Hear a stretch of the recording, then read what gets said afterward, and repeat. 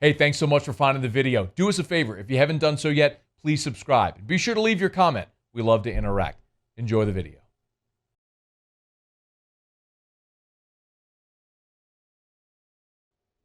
Saints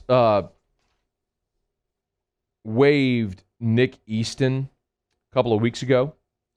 And according to Josina Anderson, he's got interest from 4 other teams.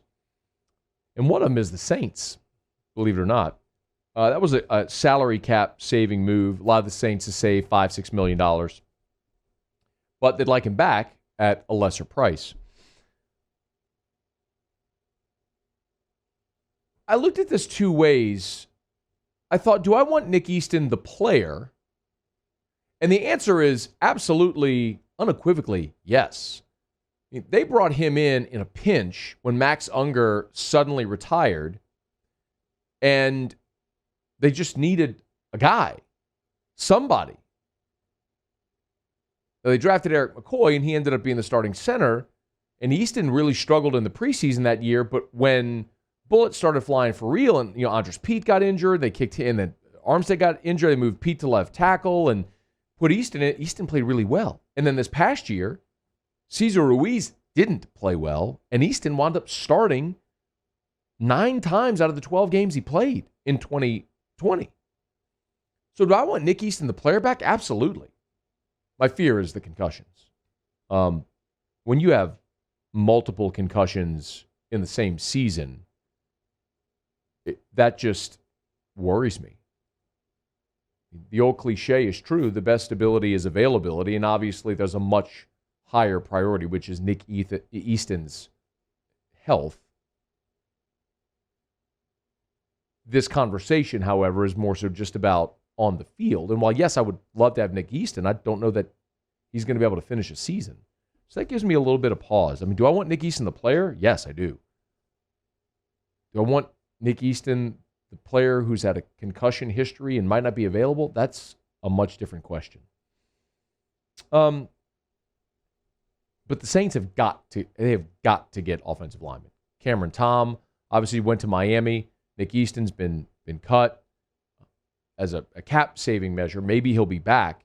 And you feel like you know who your first 5 are going to be. And I really feel like James Hurst is going to be back because he proved to be a very valuable and viable backup that can play guard and tackle. But you're not going to cut it with 6. Will Clapp is there as well, and very likely an interior guy, but you need at least one more. So what direction do they go? Is it draft? Is it free agency? That's why this offseason is so interesting for New Orleans.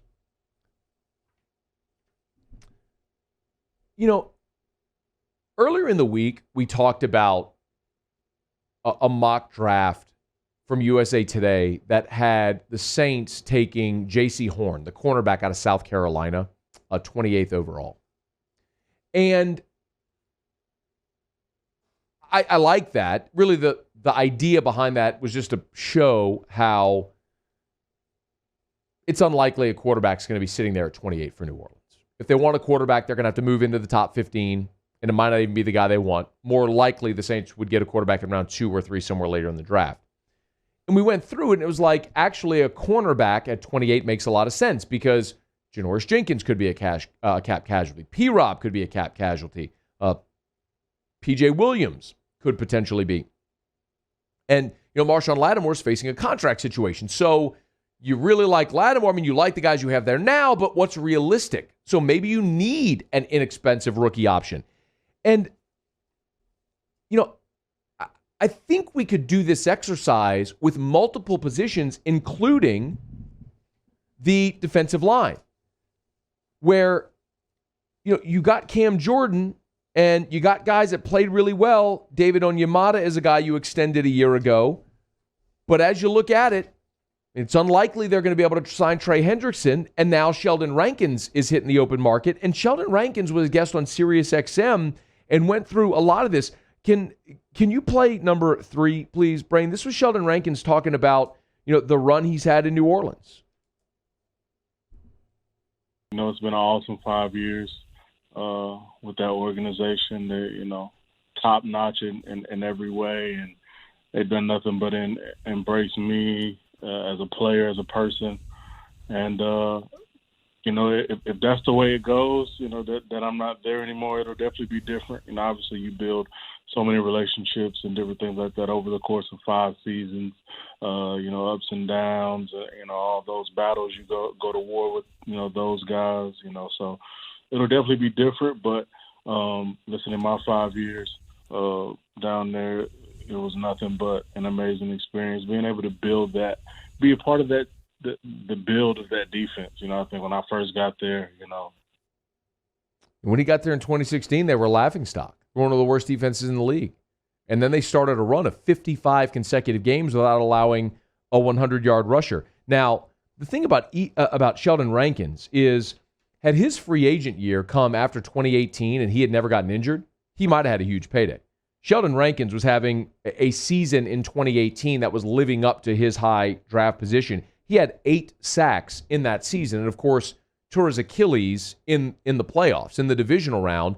And then that, of course, is something that he had to overcome. And then he had ankle issues that he had to have a procedure. Then he had a knee injury that interrupted this past season. And it's just been one after another for Rankins.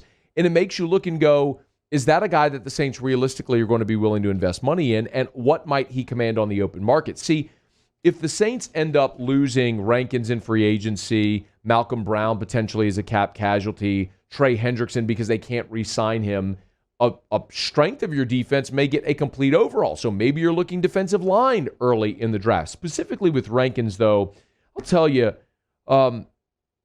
if you look at the top defensive tackle salaries in the NFL, Aaron Donald is at $22.5 million. DeForest Buckner is at $21 million. Chris Jones at $20 million.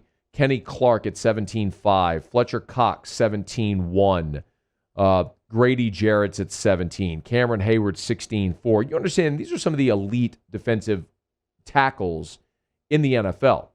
I saw a list of the top 30 defensive tackles in the NFL, and Rankins wasn't on it. As a matter of fact, right now, he's paid as the 40th highest paid defensive tackle. Onyemata got 8.6 this past year. I don't know that I can justify paying Sheldon Rankins much more than he's getting right now, which is 3.2. A guy that's been injury prone and hasn't really lived up to his high billing. Where does he factor in? I mean, Vita Vea in Tampa is making 3.7. Rankins is at 3.2. I mean, it feels like that's probably about where he should be. So if he's willing to take something close to what he's getting now, okay. But this may be a situation where the market Sheldon Rankins thinks will be there for his services probably won't be there for his services. The Saints are a team that have tremendous talent. I mean, Alvin Kamara and Michael Thomas, all pros, Ryan Ramczyk, Teron Armstead, Marshawn Lattimore, Demario Davis is an all-pro. Cam Jordan has been an all-pro. Deontay Harris has been an all-pro. They got talent all over the field, but it might be one of those things where, yeah, those frontline guys, that handful, those 8-10 guys I mentioned are all elite at their position. But what about the rest of your roster? Where's your depth? And this may be a year where the Saints just get incredibly younger like they did in 2017. Hey, thanks so much for watching. Please leave your comments. I love to interact, and be sure to hit the red subscribe button below.